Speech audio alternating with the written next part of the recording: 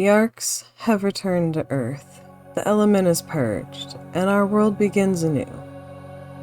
But what history is there to be discovered within this renewed world? While only the ancient tech structures remain on Earth, countless survivors have left their marks upon the Arks themselves. We will be analyzing the ancient structures left behind upon the center in today's episode of Archaeology. Our journey today begins near the center of the center.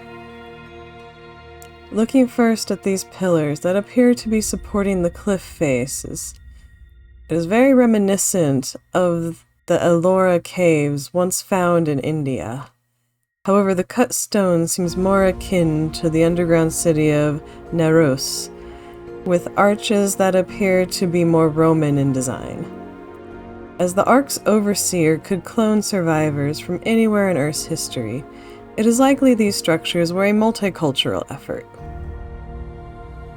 As the center receives heavy rainfall, it's likely these caverns were created by natural erosion, with the stonework added later on to prevent the caverns from collapsing.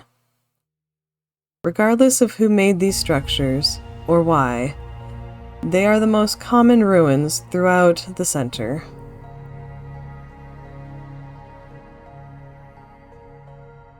Even extending to the underground caverns in which the overseer has hidden many artifacts.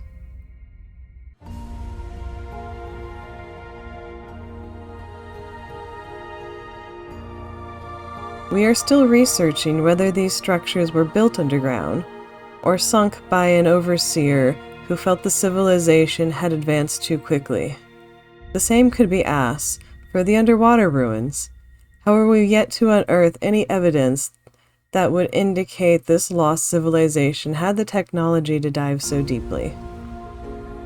In the northeast, many of these stone structures can be found scattered within the caverns of a volcano, somehow surviving the intense heat and molten rock.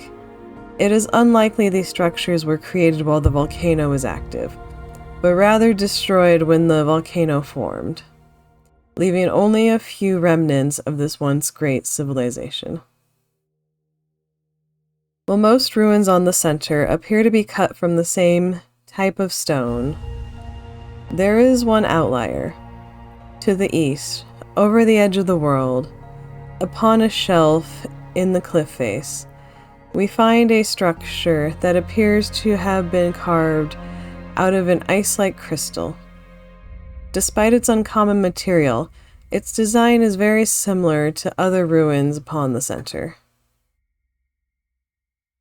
It seems that at one point in time, the center was controlled by the super tribe.